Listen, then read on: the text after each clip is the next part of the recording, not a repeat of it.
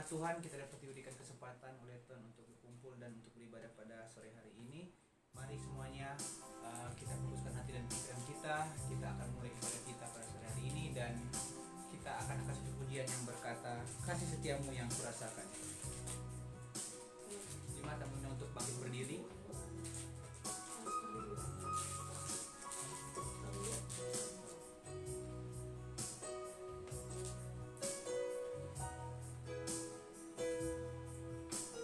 Haleluya.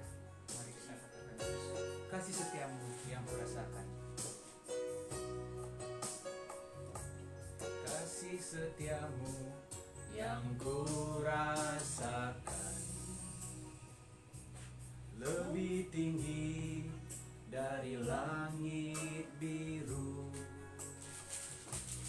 Kebaikanmu yang telah kau nyatakan lebih dalam dari lautan.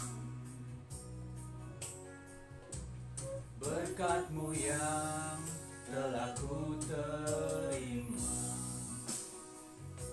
sempat membuatku terpesona. Apa yang tak pernah ku pikirkan, itu yang kau sediakan. Kita akan pujian dari awal, kita katakan kasih setiamu yang kurasakan. Haleluya. Kasih setiamu yang kurasakan, haleluya, lebih tinggi dari langit biru. Kebaikan-Mu yang telah kau nyatakan lebih dalam dari lautan. Berkat-Mu yang telah ku terima, berkat-Mu yang telah ku terima sempat membuatku terpesona. Apa yang tak pernah ku pikirkan, itu yang kau sediakan bagiku. Siapakah aku ini Tuhan, jadi biji mata-Mu. Dengan apa akan ku balas Tuhan selain puji dan siapakah aku ini Tuhan, haleluya. Siapakah aku ini Tuhan, jadi biji mata-Mu, biji mata-Mu. Dengan apa akan ku balas Tuhan selain puji dan sembah Kau. Mari kita satu dalam doa, kita berdoa. Tuhan Allah Bapa yang baik, Tuhan yang kami sembah di dalam nama Tuhan Yesus Kristus. Terima kasih banyak Tuhan atas berkat kekuatan yang Kau berikan kepada kami.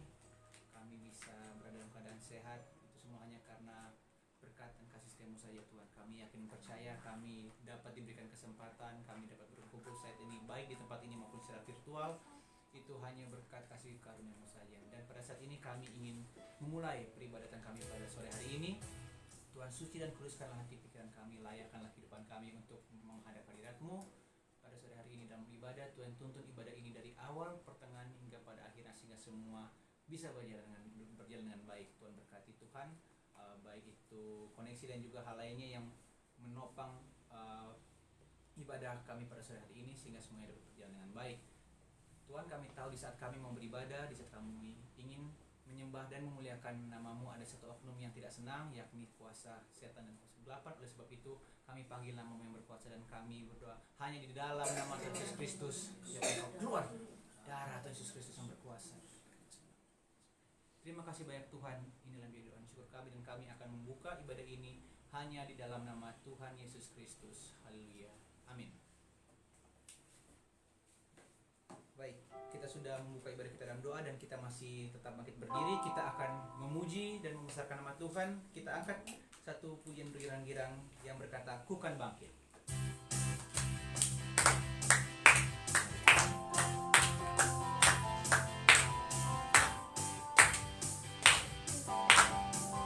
Mari kita katakan, mari kita semua. Mari kita semua umat pilihan Allah, dengarlah panggilannya untuk menggenapi firman-Nya. Sekaranglah waktunya ku berdiri bagi bangsa ini. Mari maju umat. Mari kita semua, haleluya. Mari kita semua umat pilihan Allah, dengarlah panggilannya untuk menggenapi firman-Nya. Sekaranglah waktunya ku berdiri bagi bangsa ini. Mari maju umat pemenang. Bukan bangkit, bukan bangkit, nyatakan kebesarannya. Bukan bangkit, nyatakan kemuliaannya.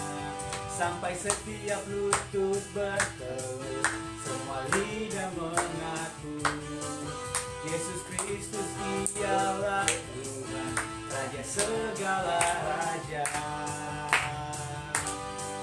Dialah Raja.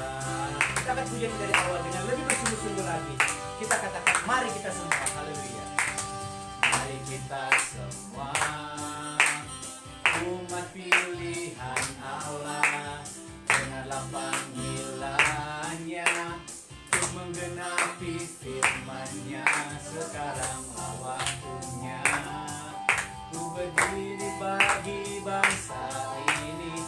Mari maju umat pemenang. Ku kan bangkit, haleluya. Ku kan bangkit, nyatakan kebesarannya. Ku kan bangkit, nyatakan kemuliaannya. Sampai setiap lutut bertelut, semua lidah mengaku Yesus Kristus ialah Tuhan, Raja segala raja. Dialah Raja. Kita masih akan melanjutkan persembahan pujian kita. Kita angkat satu pujian yang berkata, "Ku diberi kuasa." Haleluya.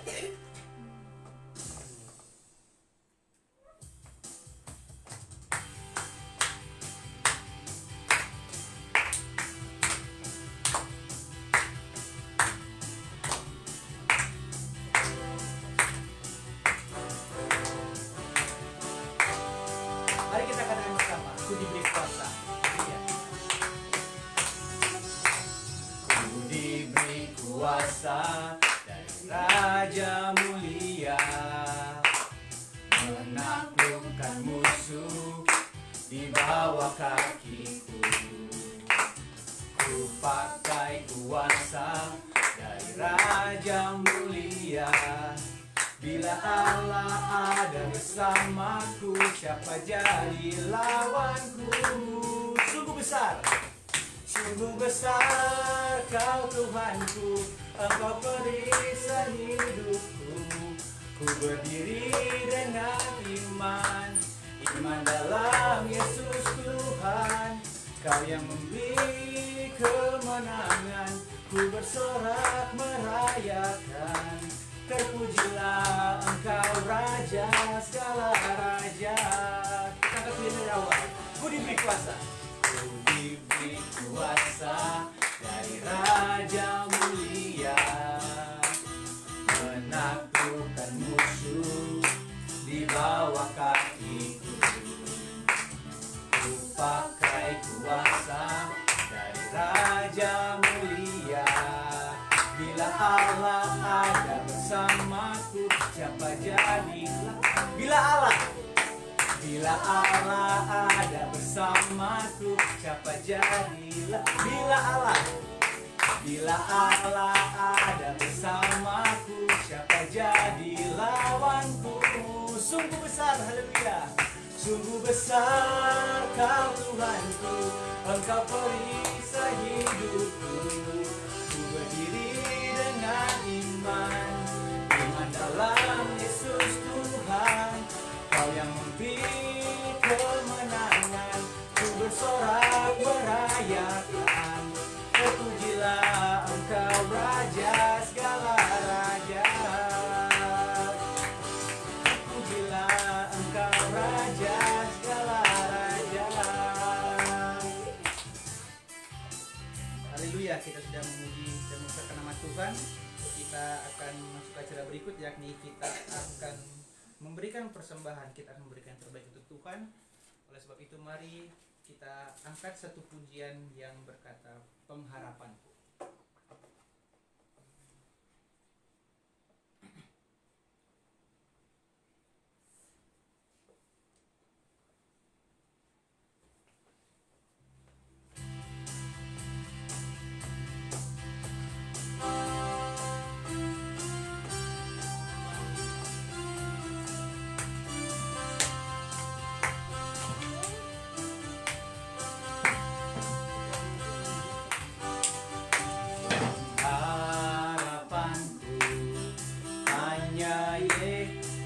Saja yang mati atas Golgota, Dia gembala jiwaku yang suluk. Yesus Dia harapanku. Yesus harapan jiwaku. Yesus pelepas dosaku. Dia pohon selamat dan kesenanganku. Yesus Dia harapanku. Kita sudah memberikan yang terbaik untuk Tuhan. Kita akan masuk lebih dalam lagi, yakni kita akan mendengarkan pembacaan firman Tuhan. Kita ingin belajar bersama-sama mengenai apa yang Tuhan inginkan dalam kehidupan kita. Oleh sebab itu mari kita sediakan hati dan pikiran kita kepada Tuhan, dan kita akan satu pujian yang berkata, ku tinggikan Engkau Tuhan.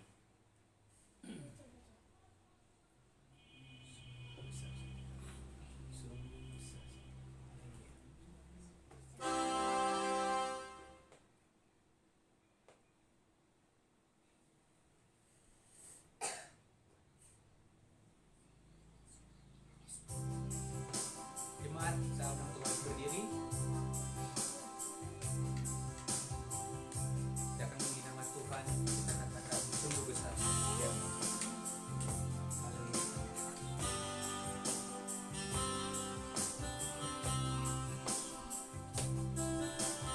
Haleluya. Sungguh besar setiamu,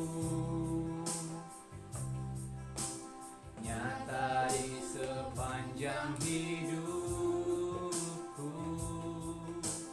Darahmu telah layakkan kehidupanku. Tiada yang bisa, haleluya. Tiada kata yang bisa lukiskan indahnya Kau Tuhan. Lukiskan indahnya Kau Tuhan. Bagimu segala pujian dan kemuliaan. Kita akan pujian ini dari awal dengan lebih bersungguh-sungguh lagi. Haleluya. Sungguh besar setiamu. Sungguh besar setiamu, nyata di sepanjang hidupku. Nyata di sepanjang hidupku. Darahmu telah layakkan kehidupanku.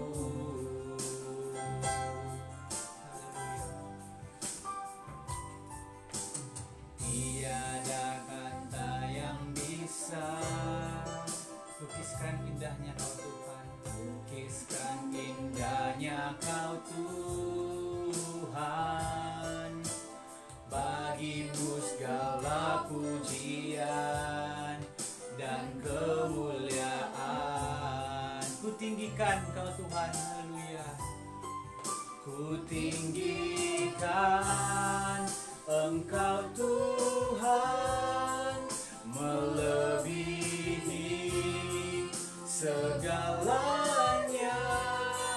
lebih dalam ku menyembah,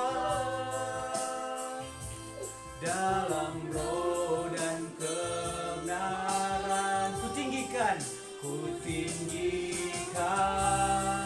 Engkau Tuhan, melebihi segalanya, lebih dalam ku menyembah, dalam roh dan kebenaran selamanya. Kita akan pujian dari awal, kita katakan sungguh besar setiamu. Sungguh besar setiamu, nyata di sepanjang hidupku. Darahmu telah layakkan kehidupanku. Tiada kata yang bisa, Tuhan. Tiada kata yang bisa lukiskan indahnya Kau Tuhan. Lukiskan indahnya Kau Tuhan. Bagimu segala pujian dan kemuliaan. Ku tinggikan Engkau Tuhan, haleluya.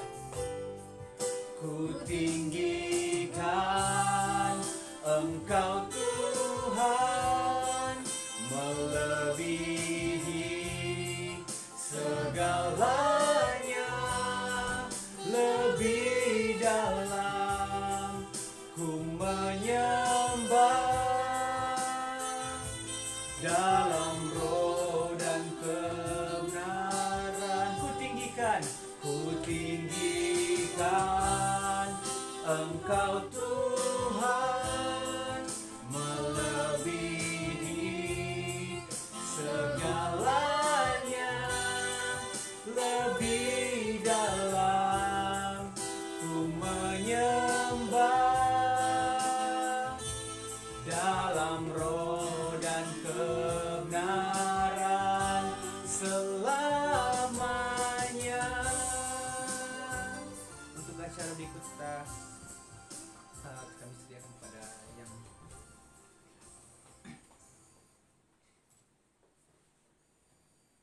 mari kita berdoa. Bapa di dalam sorga, Bapa yang kami muliakan Engkau di dalam nama Tuhan Yesus Kristus. Kembali lagi Tuhan, kami boleh datang ke dalam hadirat-Mu. Tidak lain hati kami ingin memuji dan memuliakan nama-Mu Tuhan.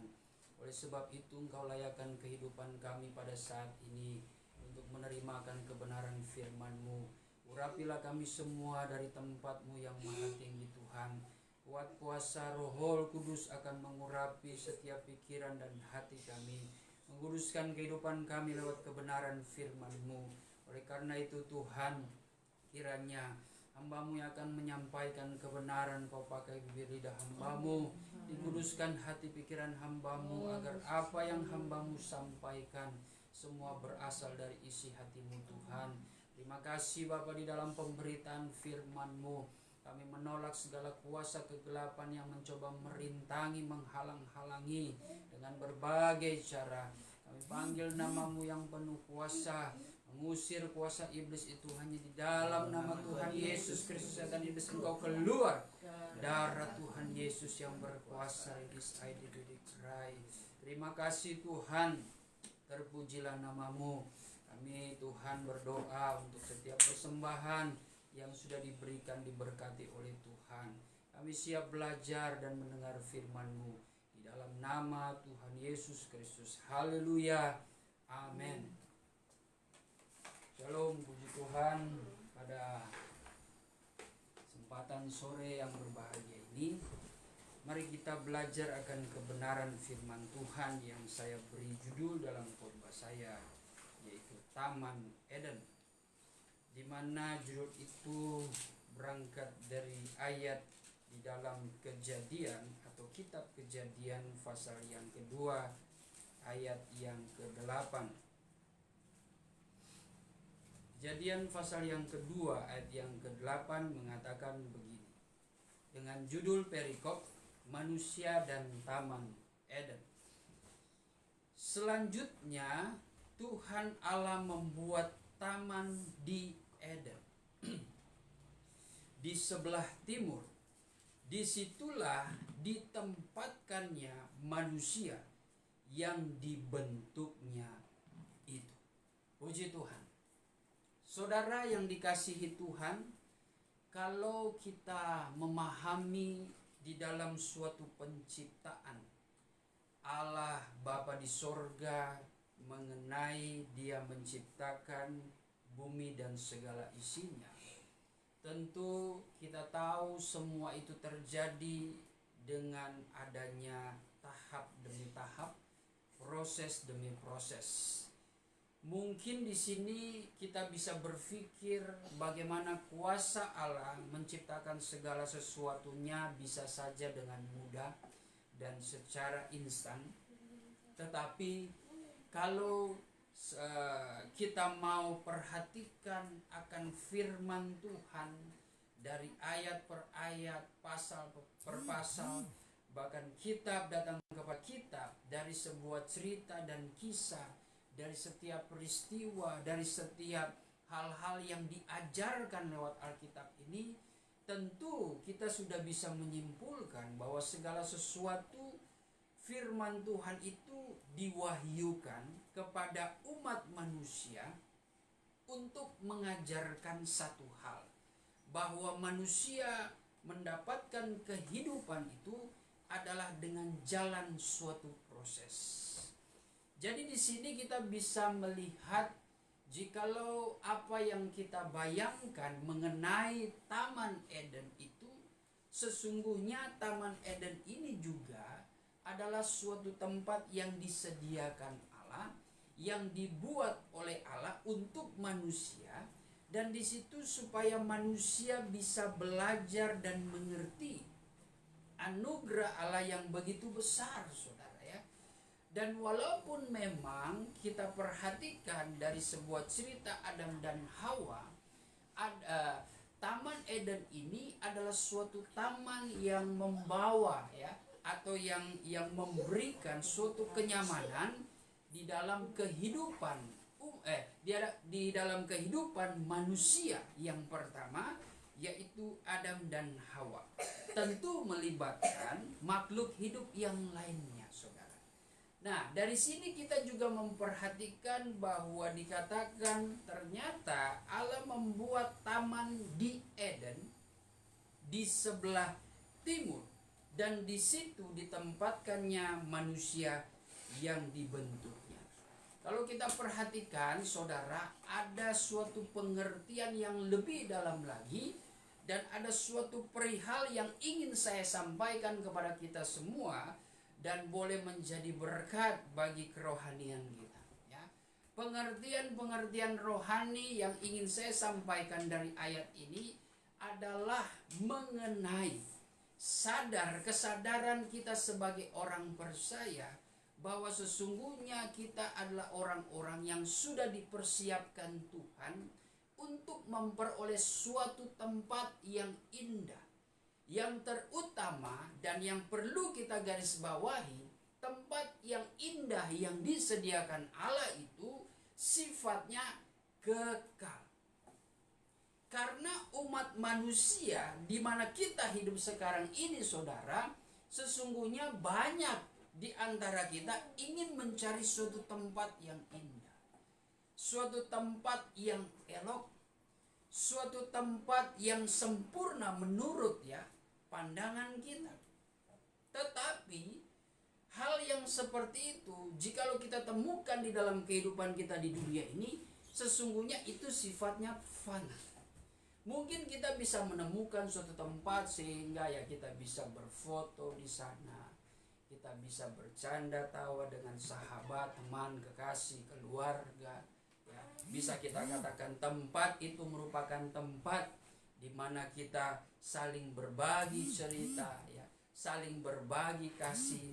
Terlebih-lebih ya bisa dikatakan tempat tersebut merupakan tempat untuk kita healing, ya. Itu bahasa yang lagi tren sekarang, di mana kita membutuhkan healing, ya, supaya kehidupan kita seperti di-refresh dari segala mobilitas, ya, kesibukan kita sepanjang hari demi hari yang kita lewati. Itu seringkali membuat kita tertekan, seringkali membuat kita menjadi stres, frustasi karena kerjaan, mungkin karena juga pelayanan, ya. Sehingga kita juga membutuhkan waktu untuk mencari suatu tempat dengan keadaan joy, keadaan yang betul-betul dapat membuat jiwa kita itu merasa tenang, damai, dan sejahtera. Tetapi rahasia di dalam firman Tuhan ini, saudara, kalau kita relevansikan, ya, kalau kita aplikasikan dalam kehidupan kita sehari-hari, Taman Eden di sini adalah berbicara tentang suatu kebenaran. Ya. Hal yang pertama adalah berbicara tentang suatu kebenaran. Taman Eden ini adalah suatu taman yang dibuat di sebelah timur.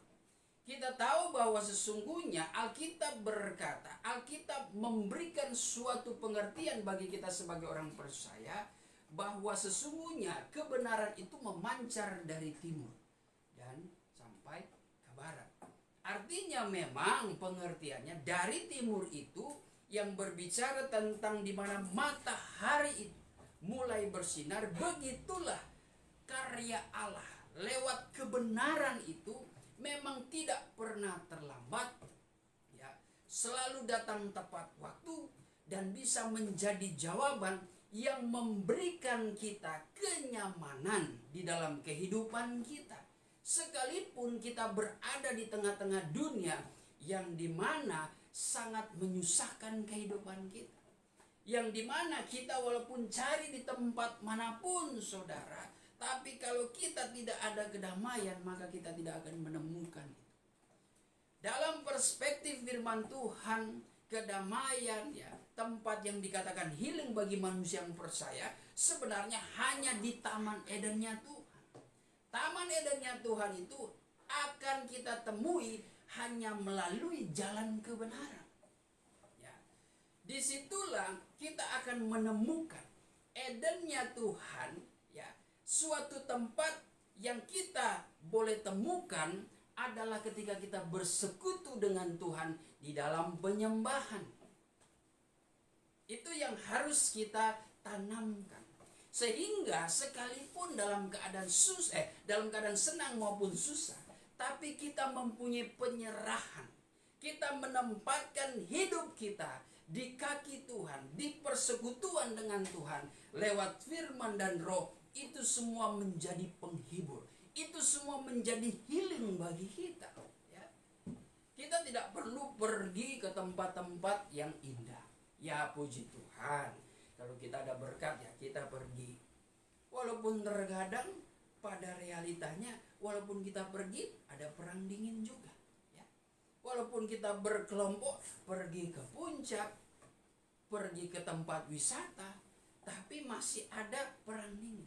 Mungkin kita pergi dengan teman-teman karena ternyata kita alasan healing, kita ingin refreshing, sebab kita ada masalah dengan rumah tangga, kita ada masalah dengan orang tua, kita menyimpan masalah dengan anak kita, kita menyimpan masalah dengan rekan kita, ya.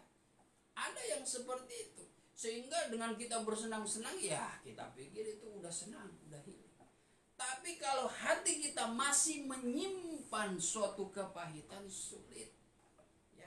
Mau seindah apapun di pemandangan matamu, ya, tapi kalau hati itu belum dibereskan, engkau tetap akan merasa kesedihan, ya. Karena selalu kita diingatkan lewat kebenaran firman Tuhan, jikalau hati kita ini masih menyimpan suatu akar pahit, ya, walaupun kita sudah lupakan, walaupun kita sudah ampuni, tapi kita biarkan itu, kita bereskan, kita tidak minta kepada Tuhan ya, untuk mencabut segala akar pahit itu ya. Suatu kelak nanti ketika kita membahas atau ketemu dengan situasi yang menyakitkan, memedihkan hati kita, ya menangis lagi, sedih lagi, kecewa lagi, seolah-olah hidup kita seperti menghadapi keadaan ya di masa-masa kesesakan kita. Nah itulah sebenarnya dari sini kita bisa merenungkan ya. Itu ketika kita merasa berada di masa lalu, berada di atau teringat dengan hal-hal yang buruk sehingga kita jadi down, jadi pesimis, jadi lemah, jadi bersungut-sungut, jadi takut, jadi khawatir, jadi bimbang. Nah itu berbahaya. Biarpun saudara itu pergi suatu ke tempat yang indah, sebut saja Eden-Eden versi duniawi ini, percuma. Itu cuma sebuah pelarian.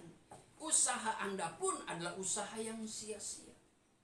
Tapi disitulah kita harus sadar bahwa tempat ternyata iblis juga menyediakan itu. Menyediakan tempat yang betul-betul selalu membuat hidup kita merasa berada di tempat, di situasi yang membuat iman kita runtuh. Ya. Iblis sudah mengingat hal-hal yang buruk, dia juga menawarkan hal-hal yang kesenangan dunia. Itu semakin hancur kita. Kalau kita sadar sudah tahu kita belum ada pemberesan, kita mungkin ada kepahitan, kita mungkin sedang berbuat dosa, lalu kita mau cari kesenangan dunia. Itu masih di lingkaran setan itu. Masih di lingkaran setan. Jangan selalu pikir, wah mungkin kita party. Artinya ya jangan sampai ya party-party layaknya orang duniawi. Maksudnya ya kita bagaimana bersenang-senang walaupun secara rohani dengan orang-orang rohani ya.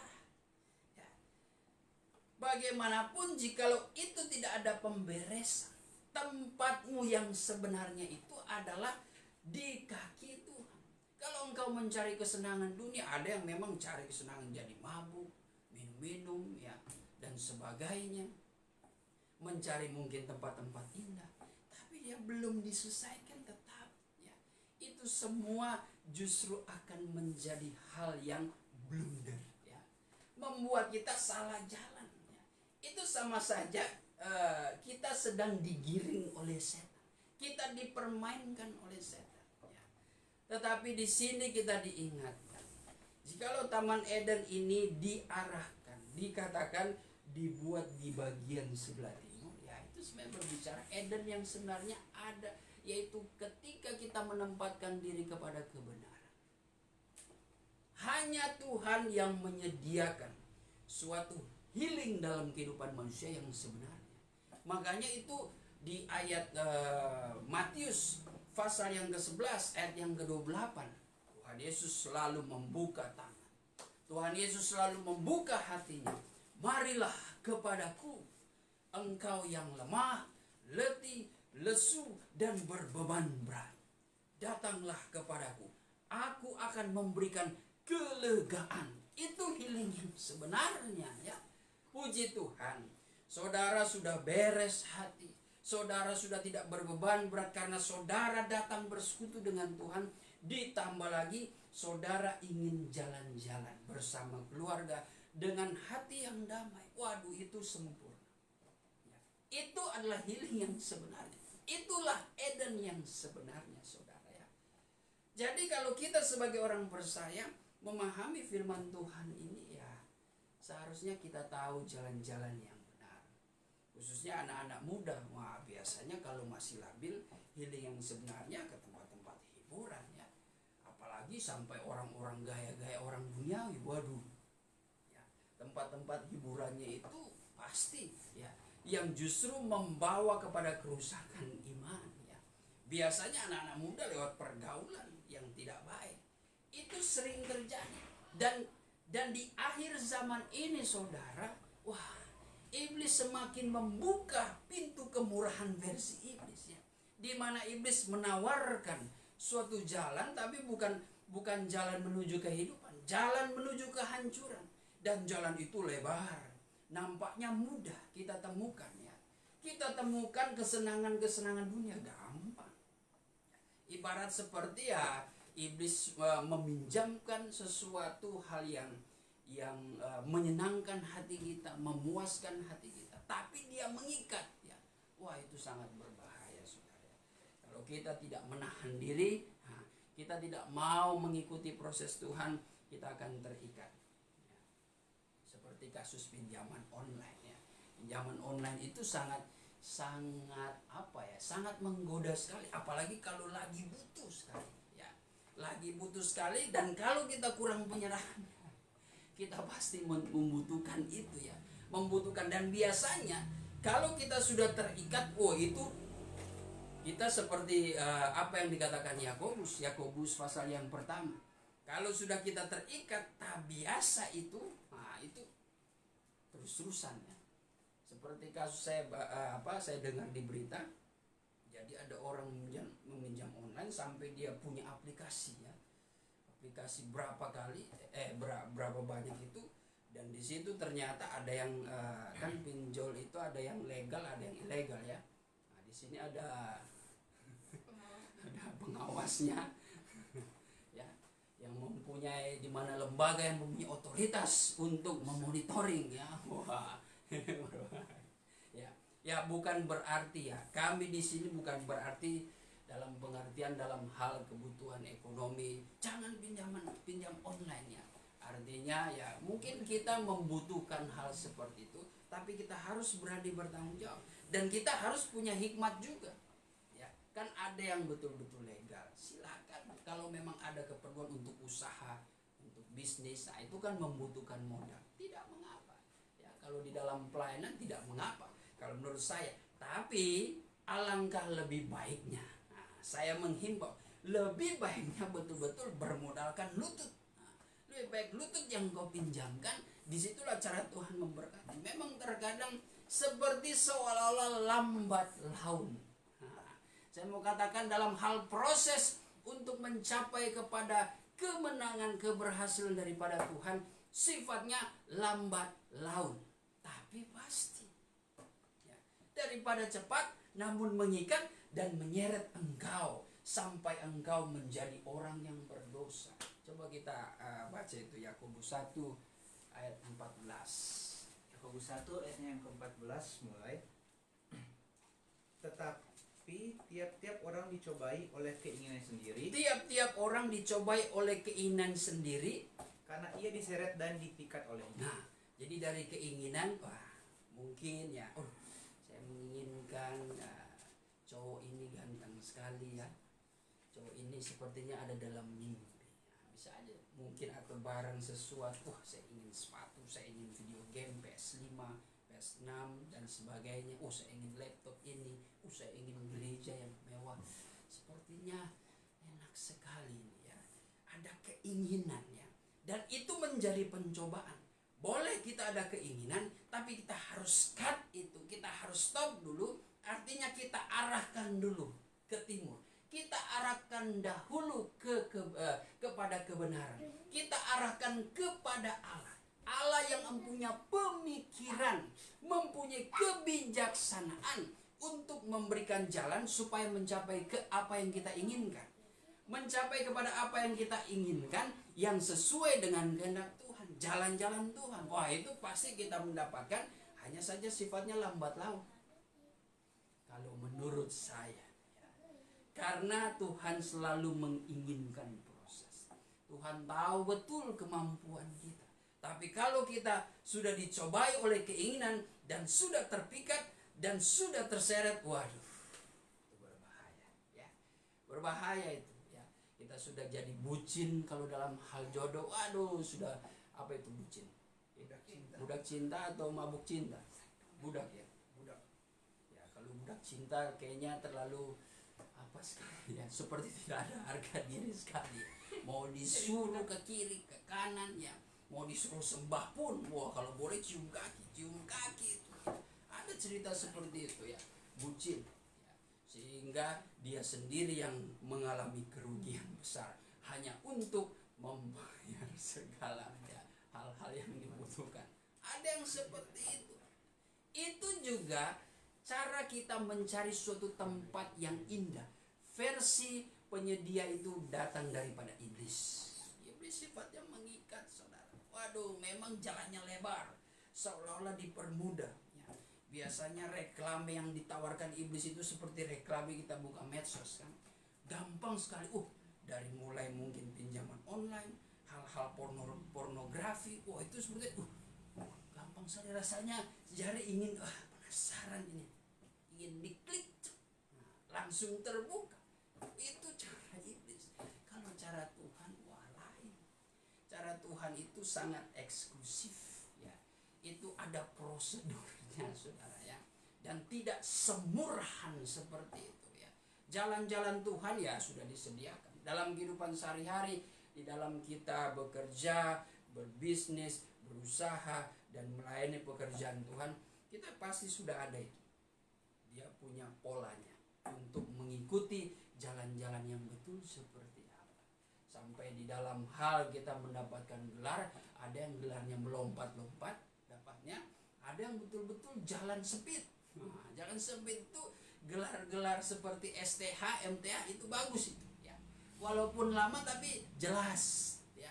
Walaupun lama sulit ya, mungkin hancur-hancuran, tapi dia sampai lulus dengan jalan yang betul, itu bagus. Tapi kalau gelarnya melompat, tiba-tiba baru kemarin saya lihat engkau pendeta, engkau hamba Tuhan, tiba-tiba besok engkau sudah pendeta penuh. Ibarat kata contohnya seperti itu. Seperti saya, puji Tuhan. Ini ya walaupun lama teologi saya, sepertinya belum kelar-kelar ya. Agak susah membagi waktu. Tapi ya puji Tuhan, teman-teman rekan saya, ya sudah sampai. Puji Tuhan lah. Asalkan betul saja ya, yang dicapai, yang ditujukan itu betul-betul dia jalani itu dengan proses jalan yang sempit ya.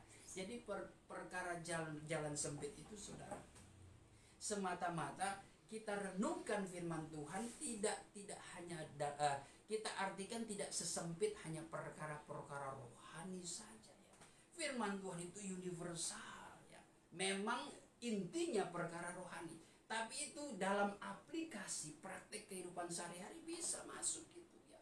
Untuk berjuang memperoleh kebenaran Allah ya, keberhasilan oleh kebenaran Allah ya, kita harus jalan sempit. Kalau jalan lebar ya udah korupsi, suap menyuap, itu kan bisa. Gelar kita bisa beli, ya, jabatan bisa kita beli dengan cara-cara yang curang. Tapi Tuhan tidak suka cara yang seperti itu. Tuhan mengingatkan, Allah menciptakan kehidupan manusia yang bersayap itu, dia taruh di Taman Eden di sebelah timur. Karena Allah sudah menyediakan itu dengan melalui proses penciptaan manusia hari keberapa? 3. Berapa? Hari ke-6. Jadi melalui proses dulu. Dari hari pertama, kedua, ketiga, keempat, kelima, dan terakhir ke-6. Hari ke-7 Allah beristirahat dan memberkati. Begitu juga perjalanan kita. Untuk memperoleh Eden sebenarnya, kita sebagai manusia sebenarnya Allah sudah menciptakan. Allah sudah menyediakan fasilitas. Tapi Allah mau manusia itu mengerti bahwa Allah menciptakan dunia ini dan seisinya itu butuh proses. Bukan berarti Allah tidak bisa sekali jentik jadi. Tidak. Di sini bisa kita renungkan, Allah sedang mengingatkan kepada saya dan saudara bahwa proses itu penting. Dalam penciptaan saja ada proses, apalagi kita menciptakan masa depan yang indah. Itu butuh proses ya. Masa depan yang cerah, masa depan yang membuat kehidupan kita berlimpah-limpah diberkati Tuhan, itu butuh proses. Kalau tidak ada proses patut dipertanyakan. Dan kita lebih dalam lagi memahami mengenai Taman Eden itu secara rohani, saudara. Tempat kita healing hanyalah di dalam kita menyembah Tuhan dalam roh dan kebenaran. Itu yang merupakan gambaran Eden secara rohani. Manusia secara lahiriah mereka sudah dihempaskan, tercerai daripada Allah, ya. Di Eden mereka sudah dikeluarkan, sehingga dua malaikat, ya, menjaga di bagian timur supaya dari timur situ mereka tidak bisa datang. Ya, itu seperti saya sudah pernah jelaskan. Ya. Coba kita baca Kejadian 3.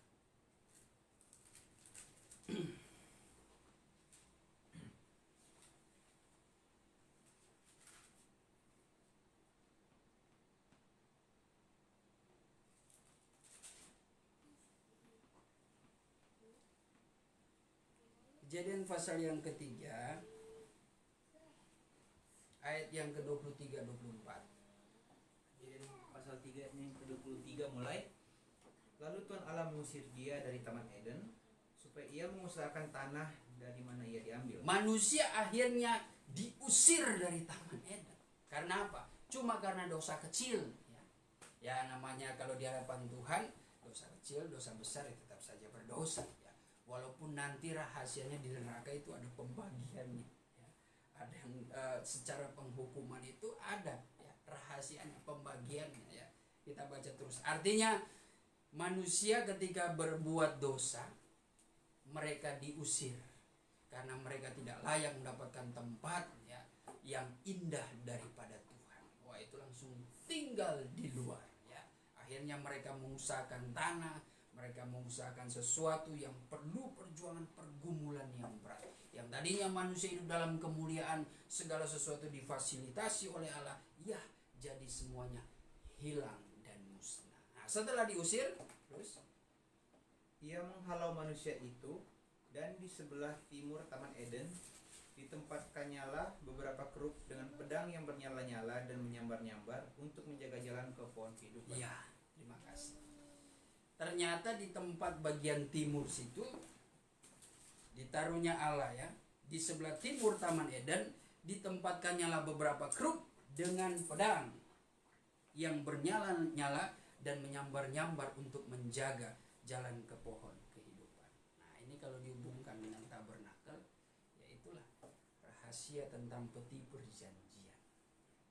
Peti perjanjian inilah yang sebenarnya diletakkan di kamar maha suci. Manusia untuk mencapai kepada firdaus rohani, ya, untuk mencapai kembali kepada Taman Eden, pengertian rohaninya, manusia harus melewati langkah-langkah iman sampai kepada iman kamar maha suci. Kalau tidak sampai di situ, manusia tetap terhalau, ya, oleh suatu pengajaran. Artinya kehidupan manusia sudah diberikan pengajaran itu menjadi pedang, ya, yang menghalau mereka. Artinya kalau mereka tidak berbuat, mereka tidak akan tembus ke Taman Eden, ke Taman Allah. Tidak. Makanya lewat pengajaran kabar pengantin, kamar maha suci di dalam pelajaran pola tabernakel, ya, atau peti perjanjian, ya, itu kan ada dua kerub, betul, ya, dua kerubim, ya. Disitulah menjadi suatu lambang. Disitulah pintu kebenaran yang sesungguhnya. Manusia bisa mencapai kepada Eden sorgawi. Makanya kalau kita hubungkan dengan 7 tingkat iman, sampai kepada kamar maha suci. Kalau tidak, engkau terhalau, ya. Kau akan terhalau untuk merebut, ya, untuk mencapai pintu itu adalah pintu yang sesat. Aduh, saudara, tidak mudah untuk mencapai kamar maha suci.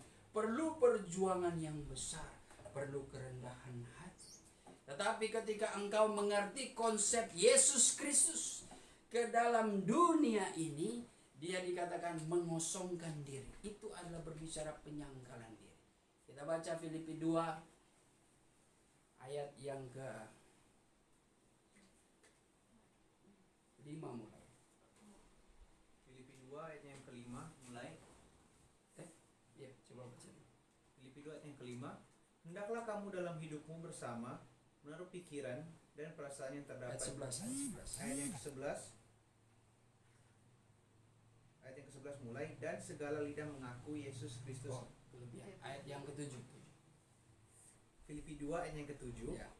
Melainkan telah mengosongkan dirinya sendiri. Melainkan telah mengosongkan dirinya, Dan mengambil rupa seorang hamba. ya, Dan menjadi sama dengan manusia. ya, Dan dalam keadaan sebagai manusia, ya, Ia telah merendahkan dirinya Ia telah merendahkan dirinya sebagai manusia yang harusnya dia adalah Tuhan yang kita sembah. Terus dan taat sampai mati. taat sampai mati, artinya dia taat menderita. Dia menjalankan suatu pintu yang sesak itu. Ya. Kenapa dia harus lewat jalan itu? Karena memang itu jalan manusia.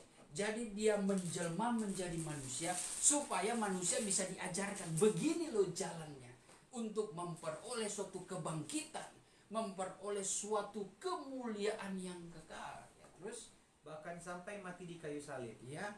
Itulah sebabnya Allah sangat meninggikan dia. Nah, konsekuensinya kalau manusia yang mau mengikuti jalan Kristus adalah ia ditinggikan Allah. Saya sudah katakan selalu kepada saya dan saudara bahwa jikalau Allah yang meninggikan hidupmu, tidak ada satu makhluk pun, satu kuasa pun yang bisa merendahkan hidupmu. Kalau Allah yang meninggikan, asalkan jalan-jalannya itu yang kau pelihara, jalan-jalan Tuhan sesuai dengan prosedur yang disediakan institusi kerajaan sorga itu. Terus Dan mengaruniakan kepadanya nama di atas segala nama, dan mengaruniakan nama di atas segala nama, supaya dalam nama Yesus bertekuk lutut segala yang ada di langit ya, dan yang ada di atas bumi dan yang ada di bawah bumi, dan segala lidah mengaku Yesus Kristus adalah Tuhan, ya. bagi Terima kasih. kemuliaan Allah Bapa. Puji Tuhan.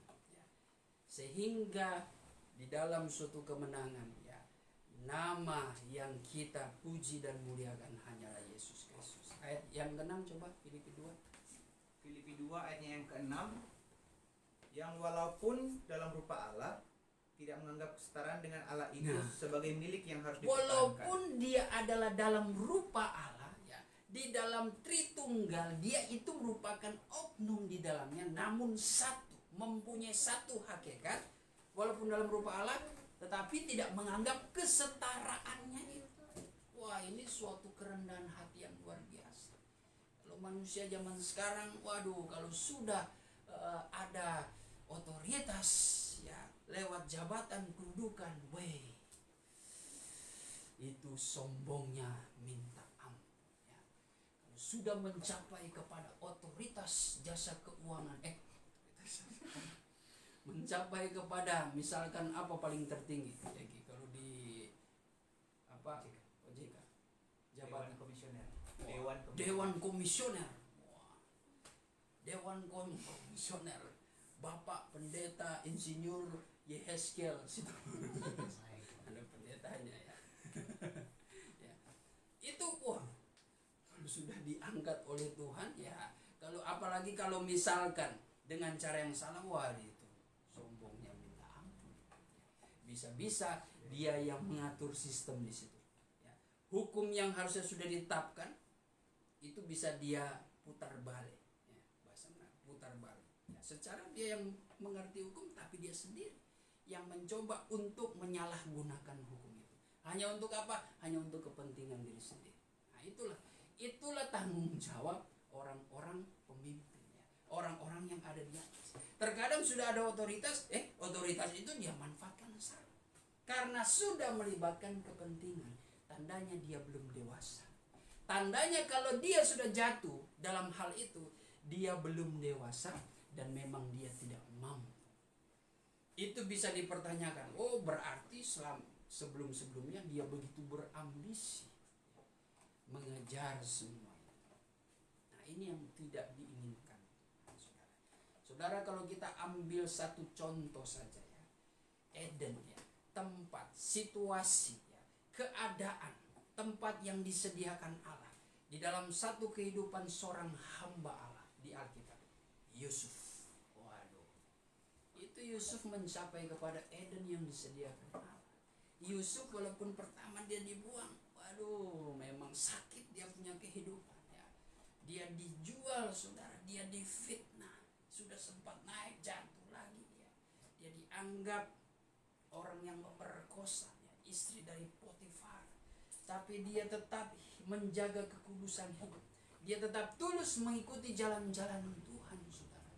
Yang akhirnya dia disertai oleh Tuhan, diangkat oleh Tuhan. Lihat, hal yang luar biasa terjadi. Walaupun dia tidak menjadi orang nomor satu, ya, walaupun hanya Perdana Menteri, Tapi dia dipercayakan, diberikan cincin kekuasaan oleh Firaun. Nih, aku percayakan seisi dan seluruh isi istanaku, engkau yang akan dipercayakan, kecuali hidupku dan keluargaku dan apa saja.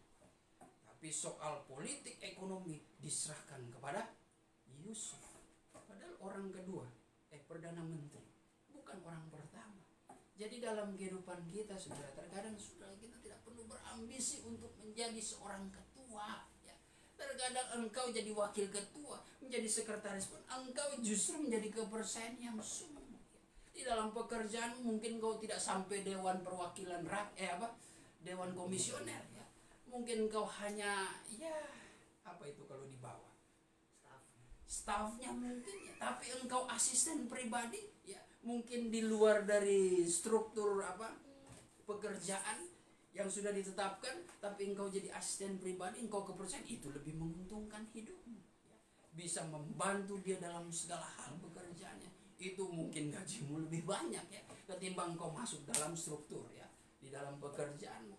Jadi itu cara-cara Tuhan. Begitu juga dalam pelayanan. Pembelajaran bagi gereja segala bangsa ya sudahlah, kita sudah lewati itu dan jadikan pembelajaran. Jangan kita seperti ahli Taurat ya. Sudah ada pembelajaran, kita mau ungkit-ungkit lagi ya. Sesuatu perkara yang sudah lewat ya kita ungkit-ungkit lagi. Tuhan tidak suka itu. Ya. Tuhan sangat tidak suka.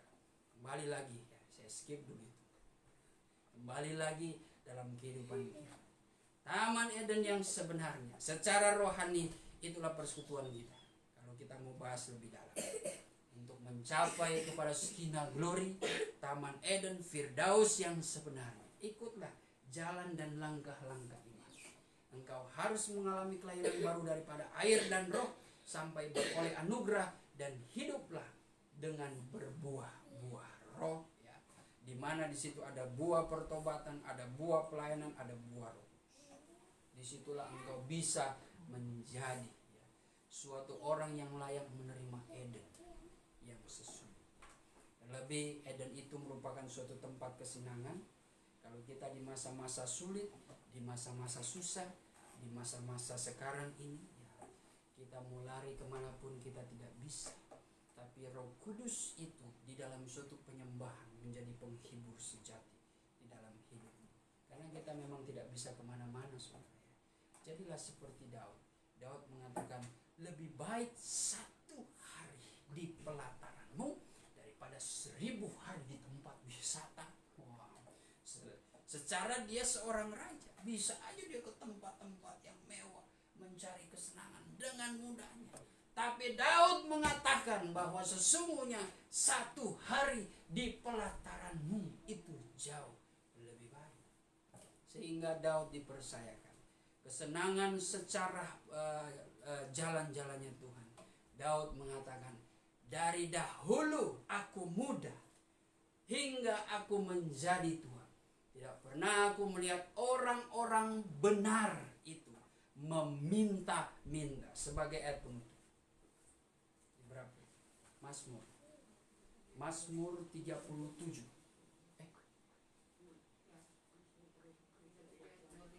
Ya, Mazmur 37 ayat yang ke-25. Mazmur 37 ayat yang ke-25 mulai. Dahulu aku muda, sekarang telah menjadi tua.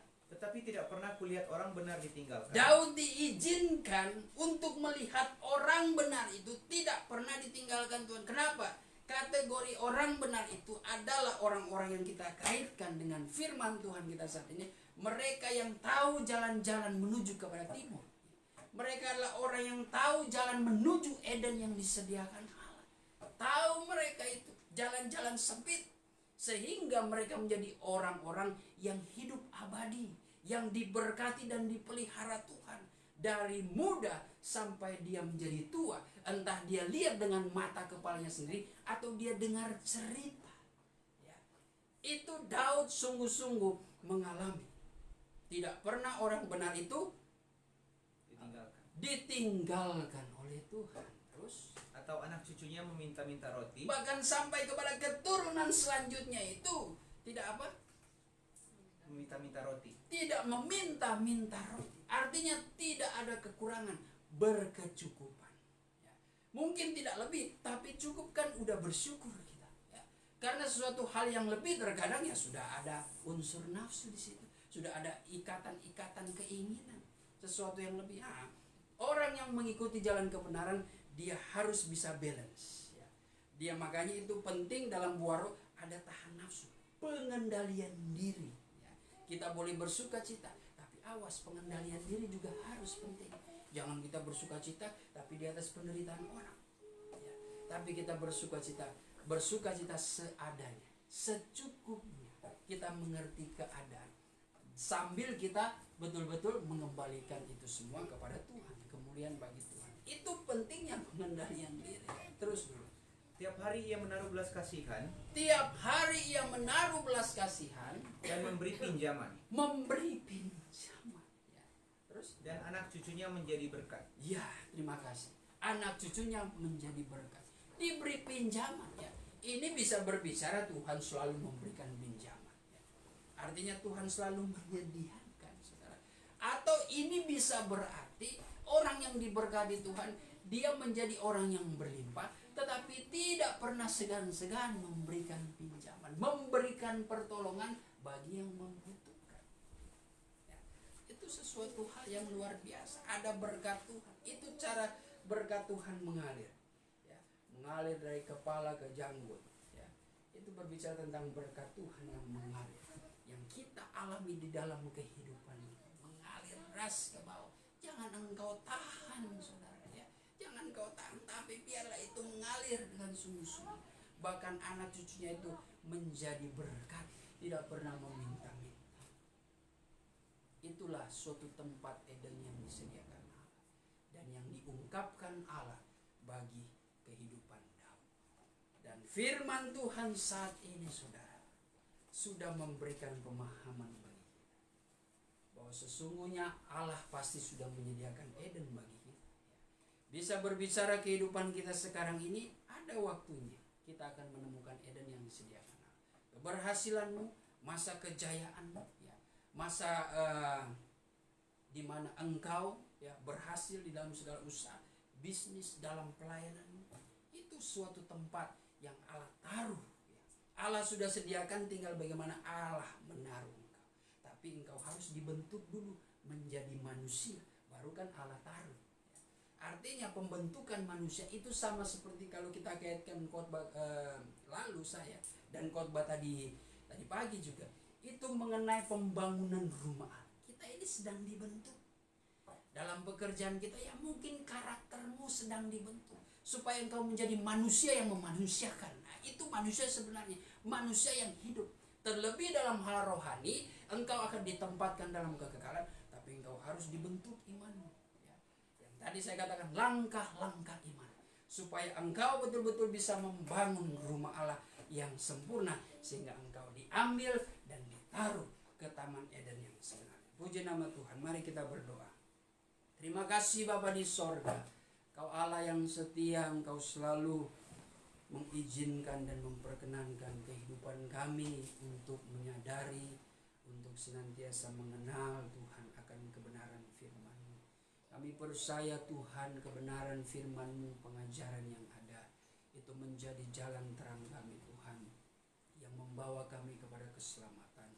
Itulah sebabnya Tuhan, biarlah kami senantiasa menjaga segala pengajaran kami Tuhan. Itulah yang menjadi kehidupan kami. Lebih-lebih di dalam firman-Mu Engkau mengingatkan Tuhan, untuk mencapai kepada kehidupan yang Engkau tempatkan di Taman Eden-Mu. Biarlah kami Tuhan tetap memelihara iman. Lewat firman-Mu kami tetap mengambil dan memilih jalan-jalan Tuhan, agar kami boleh memperoleh suatu kemenangan di dalam Engkau. Tuhan, Engkau tahu masa-masa sukar, masa-masa sulit, tantangan, cobaan yang kami hadapi. Kami seringkali diterpa Tuhan dari sebelah kiri, kanan, depan, belakang Tuhan. Tapi Tuhan tolong biarlah kami siap Tuhan untuk menerima itu dan boleh menyangkal diri kami. Tetapi kami mengakui bahwa kuasa Allah yang akan menyertai hidup kami dan senantiasa membawa kami kepada kemenangan. Sebab kami Tuhan hidup bukan karena hidup kami Tuhan, tetapi kami hidup oleh iman percaya kepada anak Allah, yaitu Tuhan Yesus Kristus, yang senantiasa memberikan kami suatu berkat ilahi Tuhan, sehingga kami tidak seharusnya mempunyai suatu kebimbangan hati, kekhawatiran, sebab Engkau Allah yang selalu menyediakan segala sesuatunya. Terima kasih Bapa, berkatilah kami semua Tuhan, lewat firman yang hamba-Mu sudah sampaikan. Dan setelah kami bersekutu lewat kebenaran-Mu, kami rindu untuk menyembah Engkau dalam roh dan kebenaran. Segala bentuk kuasa kegelapan yang mengganggu penyembahan kami, di dalam nama Tuhan Yesus Kristus kami tolak, hancurkan semua itu. Darah Tuhan Yesus yang berkuasa. Rai bidisik edibidit rai. Terima kasih Tuhan, terpujilah nama-Mu. Kami siap menyembah Engkau dalam nama Tuhan Yesus Kristus. Haleluya. Mari kita bangkit berdiri. Oh sungai dari Allah, penuyukanku. Oh sungai dari Allah, mengalir dalamku. Oh sungai dari Allah, puaskanku. Oh sungai dari Allah, kerinduanku. Rai laudit rai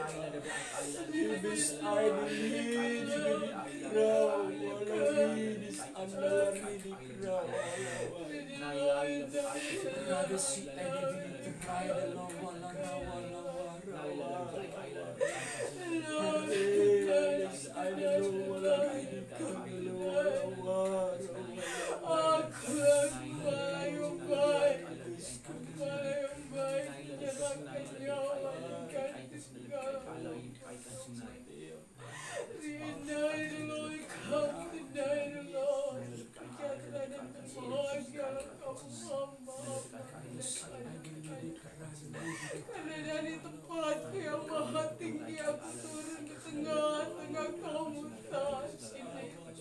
Ridilai kamu dai. Aku membuktikan di mana 2-3 orang berkumpul atas namaku. Di situ aku hadir di tengah-tengah kamu untuk melawat kamu, hamba-hambaku dan anak-anakku. Oleh sebab itu tingkatkan setiap penyerahan kamu di wilayah kamu. Aku mau agar kamu hidup di dalam aku, hai hamba-hambaku dan anak-anakku. Firman yang aku sampaikan itu adalah aku sendiri. Aku mau kamu mengerti apa yang aku kehendaki dalam kehidupan kami. Kamu menghadapi hari-hari yang jahat, hamba-hambaku dan anak-anak.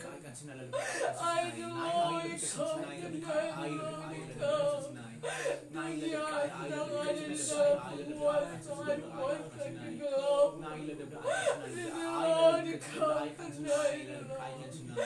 Berjaga-jagalah dan waspadalah kamu di dalam aku, hai hamba-hambaku dan anak-anak.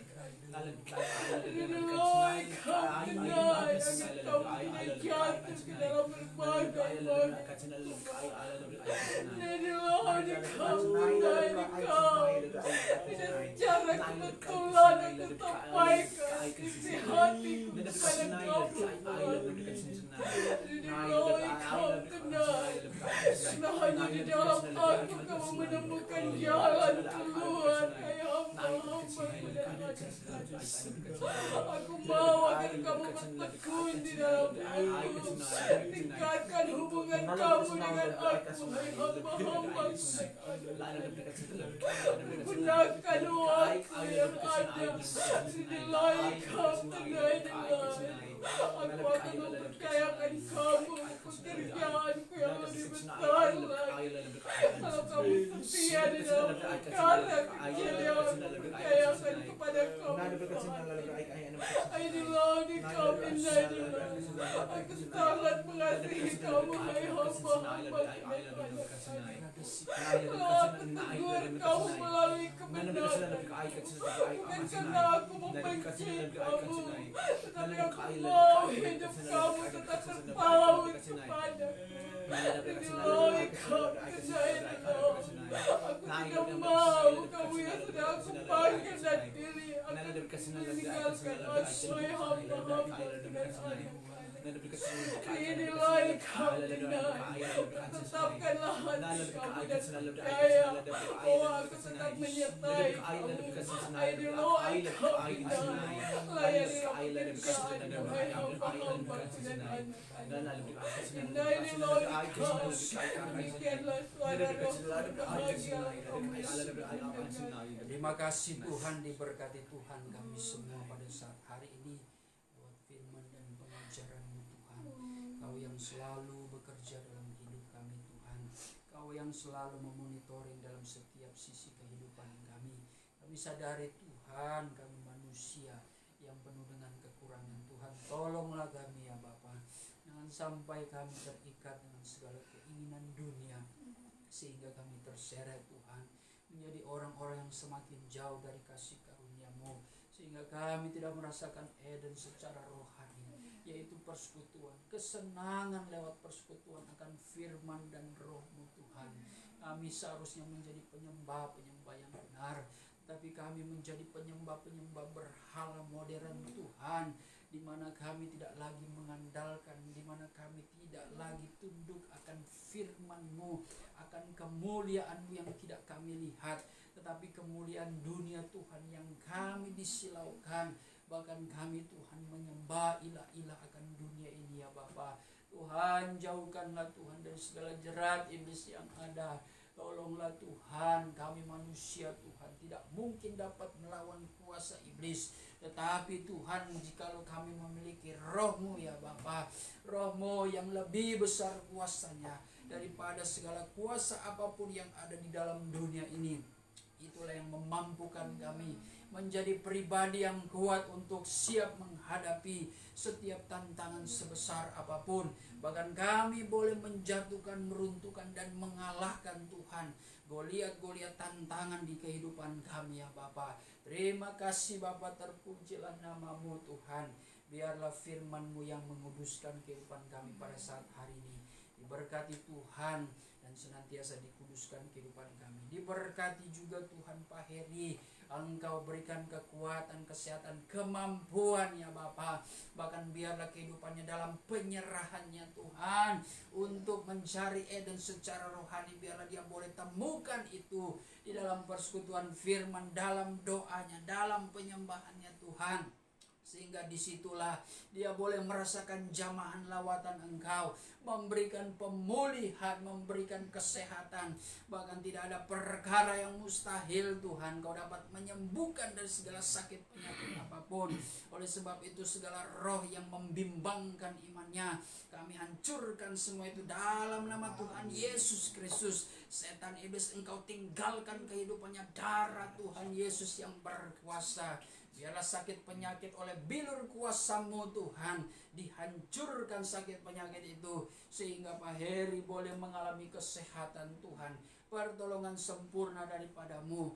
Begitu juga orang tua dari Pak Sahat Tuhan, Engkau yang mengetahui isi hatinya. Tapi dalam doa ini Tuhan, kami berdoa diberkati Tuhan dengan hati yang penuh kedamaian ya Bapa, hati yang dikuatkan sehingga Tuhan orang tua atau ayah dari Bang Sahat ini Tuhan boleh mengalami kebangkitan iman.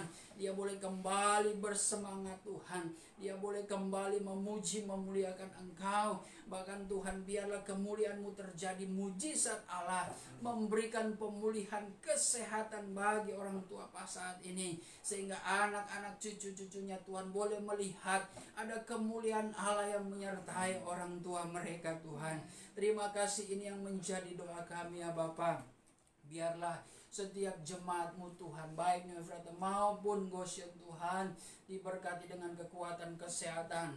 Mengingat Tuhan banyak sekali berbagai penyakit sampar yang sudah merajalela Tuhan di muka bumi ini. Tapi kami mau hidup di dalam Engkau dan percaya Engkau akan memagari kami dengan pasukan malaikat sorgawi. Bahkan memagari kami Tuhan dengan pagar berkeliling Tuhan, yaitu pagar api yang dari sorgawi. Terima kasih Bapa, sehingga kami boleh dapat perlindungan daripada-Mu. Diberkatilah kami semua Tuhan di tempat ini, maupun yang menyaksikan secara online Tuhan. Sebentar kami akan beristirahat Tuhan, tolong jaga lindungi. Kami mempersiapkan diri kami, tubuh jasmani kami Tuhan, untuk Tuhan menjaga kondisi kami. Dan kami siap menyambut hari esok dengan kemenangan yang daripada-Mu, melanjutkan aktivitas pekerjaan dan pelayanan kami Tuhan. Dan Engkau pasti sudah memberikan bekal-bekal firman-Mu untuk kami siap menghadapi kenyataan.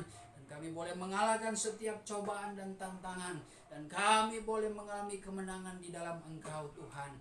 Terima kasih, kami aminkan akan perkataan iman yang kami naikkan di dalam hadirat-Mu. Terima kasih Bapa, terpujilah nama-Mu. Kami sudah berdoa dan mengakhiri ibadah kami pada saat sore malam hari ini, demi nama Tuhan Yesus Kristus. Haleluya. Saudara dan saudariku yang dikasihi Tuhan, terimalah berkat damai sejahtera yang dianugerahkan Allah Bapa di sorga oleh cinta dan kasih sayang anaknya yang tunggal, yaitu Tuhan Yesus Kristus, di dalam persekutuan Allah Roh Kudus, memberkati dan menyertai kita mulai hari ini sampai Tuhan Yesus datang kembali menjemput gerejanya di atas awan-awan, di dalam kemuliaan yang kekal sebagai Raja di atas segala raja. Haleluya, haleluya, amin. Puji Tuhan, ibadah kita sudah selesai. Selamat beristirahat, sampai jumpa pada waktu dan kesempatan di hari Minggu mendatang, dengan berkat, kekuatan, semangat yang baru daripada Tuhan. Shalom bagi kita semua.